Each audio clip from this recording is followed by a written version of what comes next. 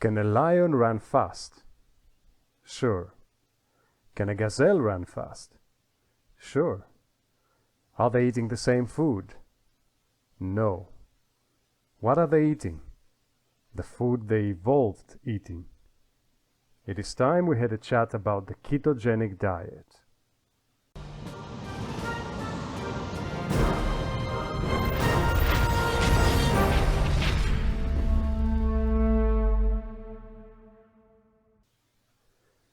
So what would happen if, all of a sudden, you try to make the lion eat grass, or the gazelle eat meat? That's right, their system would crash. And yet, quite recently in human history, after millions of years of evolution leading to a human being which is perfectly adapted to thriving on meat, we had the brilliant idea to cultivate plants, collect their seed, and eat that as our main source of energy. The reasons for doing this were simple. Those seeds, also known as grains, provided a greater amount of food from a given plot of land compared to meat. Grain is also storable for a long time in a granary, so you could keep it for quite a while. Grains were addictive too. Carbohydrates are, in general. The more you eat them, the more you crave them, leading to a mankind full of fat people with heart problems, cancers, autoimmune conditions, and a myriad of other health issues that result in a low quality of life and then an untimely death. The number of health conditions directly or indirectly caused by the consumption of carbohydrates is staggering. In fact, it is pretty much most of them. In our modern age, we were all taught that carbs are healthy, meat is bad, and fat is especially bad for us. That we should eat fruit, which is great. These guidelines, which first came out in modern times with the development of modern medicine, can be traced back to institutions belonging to the same few people who owned Big Pharma. No wonder they told us the exact opposite of what is true. In reality, carbs are bad. So bad that our bodies produce a hormone called insulin, specifically to be able to mitigate their toxicity. But eventually our cells gain insulin resistance, so this hormone becomes ineffective. No matter how much of it we pump into our system or our bodies produce, so then we're experiencing the full range of the damage of carbohydrates, including, but not limited to, neuropathy, heart disease, stroke, diabetes, inflammation, visceral fat, bone degradation, and Alzheimer's. But what about meat? Meat is actually great, and the natural food of man.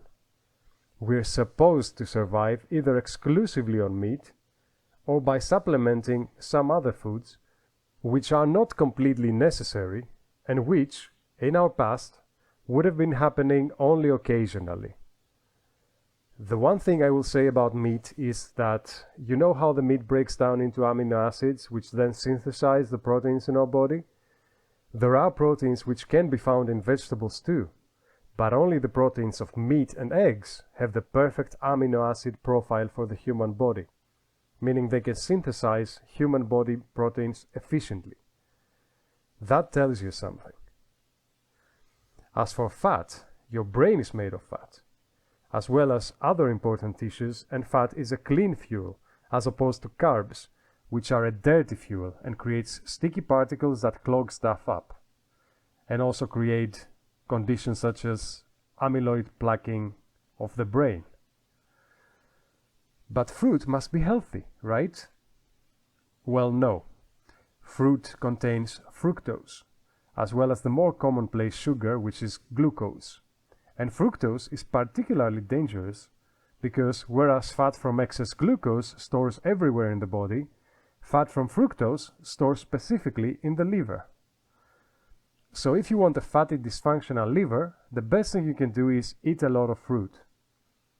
Of course, that goes for the high glycemic index fruit, as we are meant to eat some of the low glycemic index fruit or in other words, the more natural fruit, such as berries, which were the actual fruit man could find in nature before we started cultivating and selectively breeding high-sugar fruits, such as apples and grapes and peaches and oranges.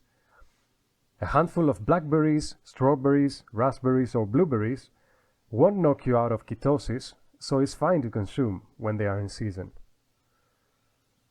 So, what is the ketogenic diet then?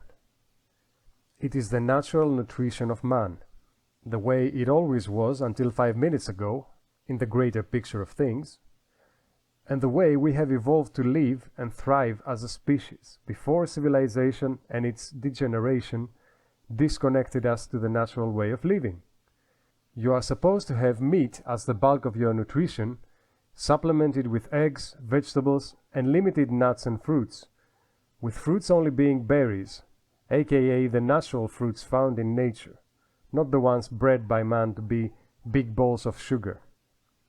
The biggest problem regarding the ketogenic diet today is that we have to adapt to a different type of nutrition than the one we've been doing our entire life, and that is no easy task. Even though entering a state of ketosis only takes about 3 days, fully adapting to an efficient running of the system with your full strength and stamina may take up to about a year. So there will be a long period of discomfort until you do that. Also, the food chain of our society is designed around carbs, so it may be difficult to find the right thing to eat in some places, whereas a carb meal is always available everywhere. But the good news is that you don't need to eat as much or as often when you are on the ketogenic diet. In fact, 1 or 2 meals a day, consumed in a window of ideally 4 hours, is enough to satisfy your needs, especially since fat produces multiple times the energy of carbohydrates. And you even have a huge storage of body fat, whereas the carb energy that can be stored in the muscles is quite limited.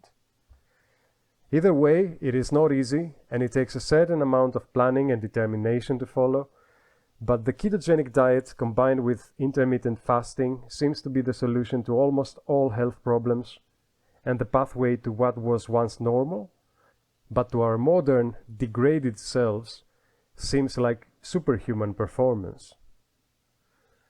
If you have tried the ketogenic or the carnivore diet and have some personal experiences to share, I would love to hear them, so go ahead and leave a comment down below. Thanks for watching.